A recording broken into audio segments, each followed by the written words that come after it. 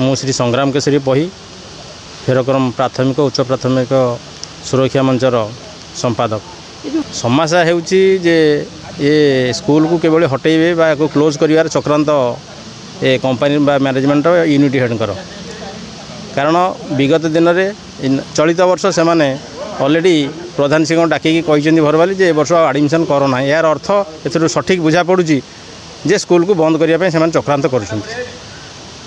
एवं आपको सामूहिक भाव में अन्यत्र स्थानांतरीकरण करी ये विद्यालय को काम करने से जो